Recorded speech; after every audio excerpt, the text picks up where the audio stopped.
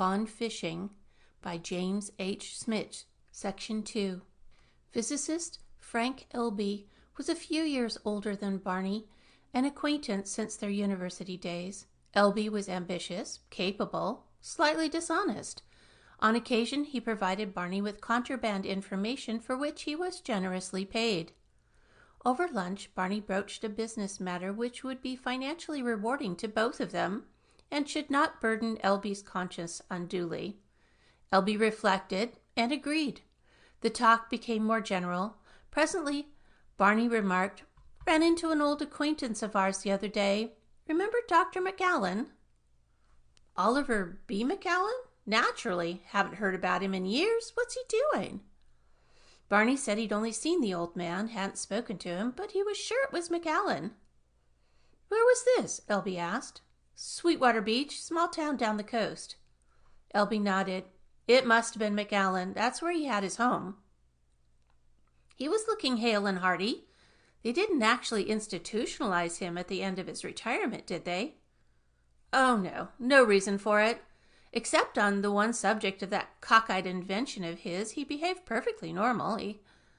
Besides, he would have hired a lawyer and fought any such move. He had plenty of money, and nobody wanted publicity. McAllen was a pretty likable old boy. The university never considered taking him back? Elby laughed. Well, hardly. After all, man, a matter transmitter? Barney felt almost an electric thrill of pleasure. Right on the nose, Brother Shard. Right on the nose. He smiled. Was that what it was supposed to be? I was never told all the details. Elby said that for the few who were informed of the details, it had been a 7-day circus. McAllen's reputation was such that more people, particularly on his staff, had been ready to believe him that were ready to admit it later. When he'd left, you know, he never even bothered to take that transmitter along. The thing was taken apart and checked over as carefully as if somebody thought it might still suddenly start working. But it was an absolute Goldberg, of course. The old man had simply gone off his rocker. Hadn't there been any indication of it before? Not that I know of, except that he'd been dropping hints about his gadget for several months before he showed it to anyone. Elby said indifferently. The talk turned to other things. The rest was routine, not difficult to carry out. A small cottage on Majorca near the waterfront was found to be in McAllen's name. McAllen's liquid assets were established to have dwindled to something less than those of John Emanuel Fredericks, who patronized the same local bank as his employer. There had been frequent withdrawals of large, irregular sums throughout the past years. The withdrawals were not explained by McAllen's frugal personal habits. Even his fishing excursions showed an obvious concern for expense. The retention of the Mediterranean retreat, modest though it was, must have a reason beyond simple self-indulgence. Barney arranged for the rental of a bungalow in the outskirts of Sweetwater Beach, which lay uphill from the old house in which McAllen and Fredericks lived, and provided a good view of the residence and its street entry. He didn't go near the place himself. Operatives of a Los Angeles detective agency went on constant watch in the bungalow with orders to photograph the two old men in the other house and any visitors at every appearance, and to record the exact times the picture was taken. At the end of each day, the photographs were delivered to an address from where they promptly reached Barney's hands. A European agency was independently covering the Majorca cottage in the same manner. Nearly 4 weeks passed before Barney obtained the exact results he wanted. He called off the watch at both points, and the next day came up the walk to McAllen's home and rang the doorbell. John Fredericks appeared, studied Barney's card and Barney with an air of mild disapproval, and informed him that Dr. McAllen did not receive visitors. "So I've been told," Barney acknowledged pleasantly. "Please be so good as to give the doctor this." Frederick's white eyebrows lifted the barest trifle as he looked at the sealed envelope Barney was holding out. After a moment's hesitation, he took it, instructed Barney to wait, and closed the door firmly. Listening to Frederick's footsteps receding into the house, Barney lit a cigarette and was pleased to find that his hands were as steady as if he had been on the most ordinary of calls. The envelope contained 2 sets of photographs dated and indicating the time of day. The date was the same for both sets. The recorded time showed the pictures had been taken within 15 minutes of one another. The central subject in each case was Dr. McCallum, sometimes accompanied by Fredericks. One set of photographs had been obtained on Majorca, the other in Sweetwater Beach at McCallum's home. Barring rocket assists, the 2 old men had been documented as fastest-moving human beings in all history. Several minutes passed before Fredericks reappeared. With a face which was now completely without expression, he invited Barney to enter and conducted him to McCallum's study. The scientist had the photographs spread out on a desk before him. He gestured at them. "Just what, if anything, is this supposed to mean, sir?" he demanded in an unsteady voice. Barney hesitated, aware that Fredericks had remained in the hall just beyond the study, but Fredericks obviously was in McCallum's confidence. His eavesdropping could do no harm. "It means this, Doctor," Barney began amiably enough, and he proceeded to tell McCallum precisely what the photographs meant. McCallum broke in protestingly 2 or 3 times, then let Barney conclude his account of the steps he had taken to verify his far-fetched hunch on the pier without further comment. After a few minutes, Barney heard Frederick's steps moving away, and then a door closing softly somewhere, and he shifted his position a trifle so that his right side was now toward the hall door. The little revolver was in the right-hand coat pocket. Even then, Barney had no real concern that McCallum or Fredericks would attempt to resort to violence, but when people were acutely disturbed, and McCallum at least was, almost anything can happen. When Barney finished, McCallum stared down at the photographs again, shook his head, and looked over at Barney. "If you don't mind," he said, blinking hard behind his glasses, "I should like to think about this for a minute or 2. "Of course, Doctor," Barney said politely. McCallum settled back in the chair, removed his glasses, and half-closed his eyes. Barney let his gaze rove. The furnishings of the house were what he had expected. Well-tended, old, declining here and there to the downright shabby. The only reasonably new piece in the study was a radio phonograph. The walls of the study and of the section of the living room he could see through the small archway were lined with crammed bookshelves. At the far end of the living room was a curious collection of clocks in various types and sizes, mainly antiques, but also some odd metallic pieces with modernistic faces. Vacancies in the rows indicated Fredericks might have begun to dispose discreetly of the more valuable items on his employer's behalf. McCallum cleared his throat finally, opened his eyes, and settled the spectacles back on his nose. "Mr. Shard," he inquired, "have you had scientific training?" "No." "Then," said McCallum, "the question remains of what your interest in the matter is. Perhaps you'd like to explain just why you put yourself to such considerable expense to intrude on my personal affairs?" Barney hesitated perceptibly. "Doctor," he said, "there is something tantalizing about an enigma. I am fortunate in having the financial means to gratify my curiosity when it's excited, to the extent it was here." McCallum nodded. "I can understand curiosity. Was that your only motive?" Barney gave him his most disarming grin. "Frankly, no. I've mentioned I'm a businessman." "Ah," McCallum said, frowning. "Don't misunderstand me. One of my first thoughts, admittedly, was that there were millions waiting to be picked up, but the investigation soon made a number of things clear to me." "What were they?" "Essentially that you had so sound a reason for keeping your invention a secret that to do it you were willing to ruin yourself financially and to efface yourself as a human being and as a scientist." "I don't feel," McCallum observed mildly, "that I really have effaced myself either as a human being or as a scientist." "No, but as far as the public was concerned, you did both." McCallum smiled briefly. that stratagem was very effective. Until now. Very well, Mr. Shard. You understand clearly that under no circumstance would I agree to the commercialization of my matter transmitter? Barney nodded. Of course. And you're still interested? Very much so. McCallum was silent for a few seconds, biting reflectively at his lower lip. Very well, he said again. You were speaking of my predilection for fishing. Perhaps you'd care to accompany me on a brief fishing trip? Now? Barney asked. Yes, now. I believe you understand what I mean. I see you do. Then, if you'll excuse me for a few minutes? Barney couldn't have said exactly what he expected to be shown.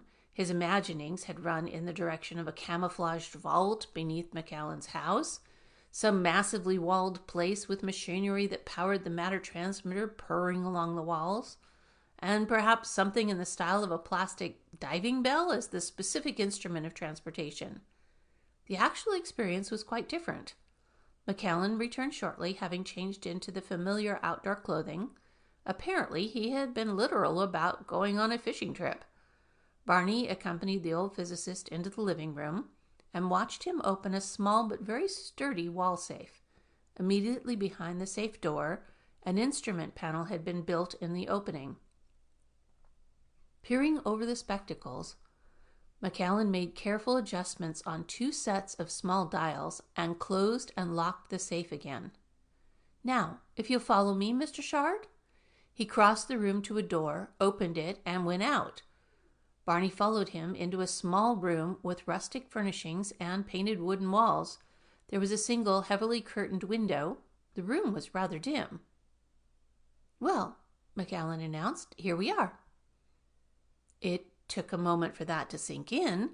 Then, his scalp prickling eerily, Barney realized he was standing farther from the wall than he had thought.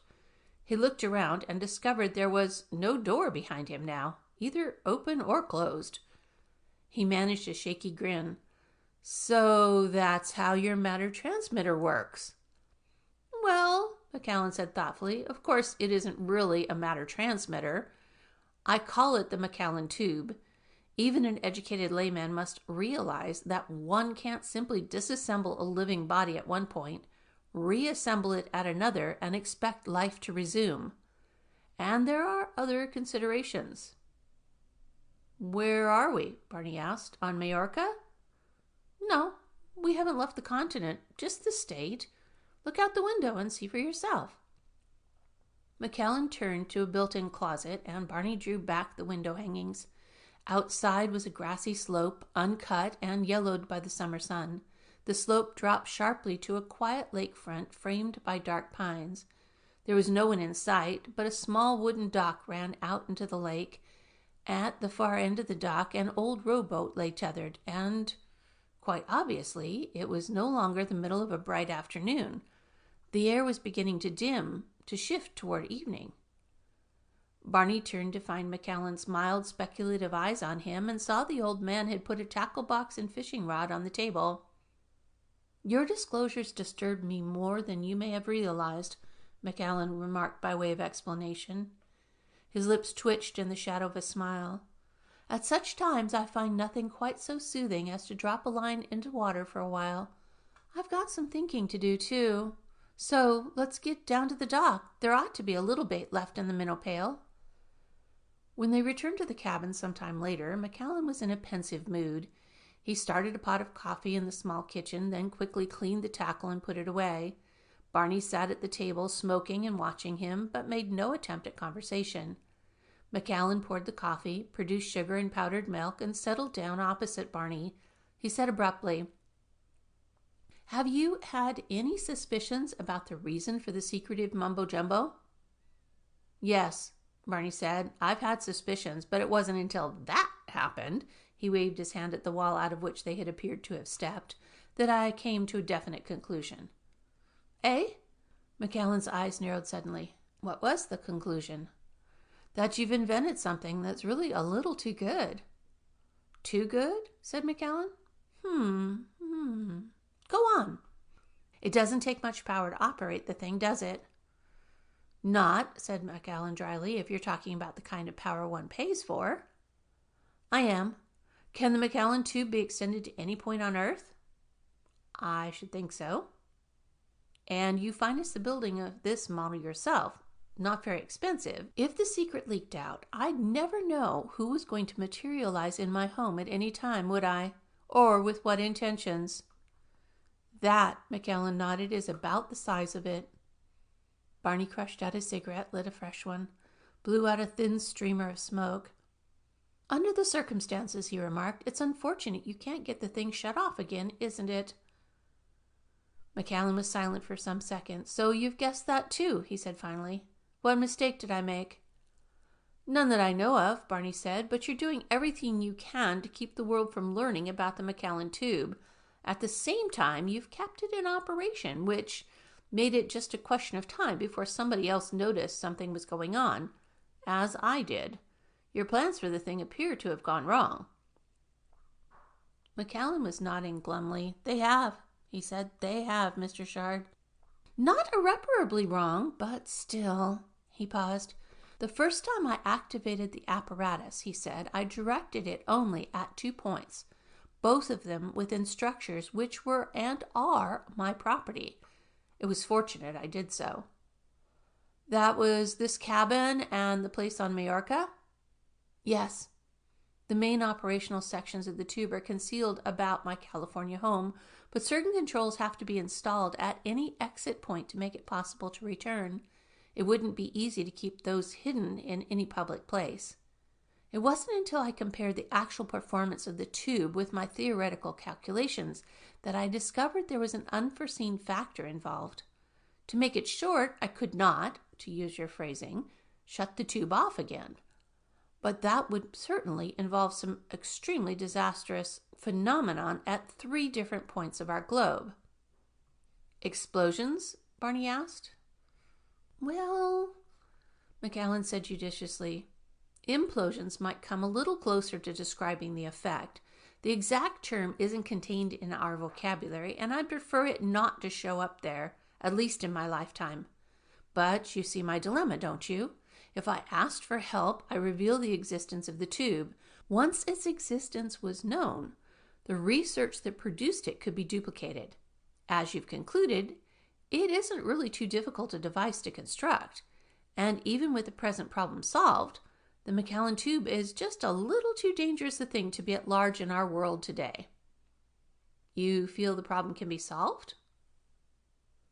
Oh, yes. McAllen took off his glasses and rubbed his eyes. That part is only a matter of time. At first, I thought I'd have everything worked out within 3 or 4 years. Unfortunately, I badly underestimated the expense of some of the required experimentation. That's what's delayed everything. I see. I had been wondering, Barney admitted, why a man with something like this on his mind would be putting in quite so much time fishing. Enforced idleness. It's been very irritating, really, Mr. Shard. I've been obliged to proceed in the most inexpensive manner possible, and that meant very slowly. Barney said, if it weren't for that question of funds, how long would it take to wind up the operation? A year? Perhaps 2 years? McAllen shrugged. It's difficult to be too exact, but it certainly wouldn't be longer than 2. And what would be the financial tab? McAllen hesitated. $1 million is the bottom figure, I'm afraid. It should run closer to $1.5 million. Doctor, Barney said, let me make you a proposition. McAllen looked at him. Are you thinking of financing the experiments, Mr. Shard? In return, Barney said, for a consideration. What's that? McAllen's expression grew wary. When you retired, Barney told him, I dropped a nice piece of money as a consequence. It was the first beating I'd taken, and it hurt. I'd like to pick that money up again. All right. We're agreed it can't be done on the McAllen tube. The tube wouldn't help make the world a safer place for Barney Shard, but the tube isn't any more remarkable than the mind that created it. Now, I know a company which could be top of the heap in electronics precision work. One-shot specialties is what they go in for. If it had your mind as technical advisor, I can buy a controlling interest in that company tomorrow, Doctor. And you can have the $1.5 million paid off in not much more time than you expect to take to get your monster back under control and shut down. 3 years of your technical assistance, and we're clear." McAllen's face reddened slowly. "I've considered hiring out, of course," he said. "Many times. I need the money very badly. But aren't you overlooking something?" "What?" "I went to considerable pains," said McAllen, "to establish myself as a lunatic. It was distasteful, but it seemed necessary to discourage anyone from making too close an investigation of some of my more recent lines of research. If it became known now that I was again in charge of a responsible project—" Barney shook his head. "No problem, Doctor. We'd be drawing on outside talent for help in specific matters. Very easy to cover up any leads to you personally. I've handled that general sort of thing before." McAllen frowned thoughtfully. "I see. But there wouldn't be so much work that—" "No," Barney said. "I guarantee that you'll have all the time you want for your own problem." He smiled. "Considering what you told me, I'd like to hear that one's been solved myself." McAllen grinned briefly. "I can imagine." "Very well. When can you let me have the money, Mr. Shard?"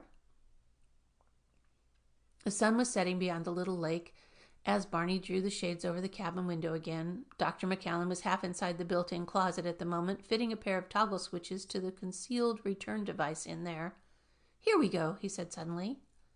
3 feet from the wall of the room, the shadowy suggestion of another wall and of an open door became visible. Barney said dubiously, "We came out of that?" McAllen looked at him, sad. "The appearance is different on the exit side, but the tube's open now. Here, I'll show you." He went up to the apparition of a door, abruptly seemed to melt into it. Barney held his breath and followed. Again, there was no sensory reaction to passing through the tube. As his foot came down on something solid in the shadowiness into which he stepped, the living room and Sweetwater Beach sprang into sudden existence around him. "Seems a little odd from that end, the first time through, doesn't it?" McAllen remarked. Barney let out his breath. "If I'd been the one who'd invented the tube," he said honestly, "I'd have never had the nerve to try it." McAllen grinned. "Tell you the truth, I did need a drink or two the first time. But it's dead safe if you know what you're doing." Which was not, Barney felt, too reassuring. He looked back. The door through which they had come was the one by which they had left, but beyond it now lay a section of the entrance hall of the Sweetwater Beach House. "Don't let that fool you," said McAllen, following his gaze. "If you tried to go out into the hall at the moment, you'd find yourself right back in the cabin. Light rays passing through the tube can be shunted off and on." He went over to the door, closed and locked it, dropping the key in his pocket. "I keep it locked. I don't often have visitors, but if I had one while the door was open, it could be embarrassing." "What about the other end?" Barney asked. "The door appeared in the cabin when you turned those switches. What happens now? Suppose someone breaks into the cabin and starts prowling around. Is the door still there?" McAllen shook his head. "Not unless that someone happened to break in within the next half minute." He considered. "Let's put it this way. The tube's permanently centered on its 2 exit points, but the effect ordinarily is dissipated over half a mile of the neighborhood at the other end.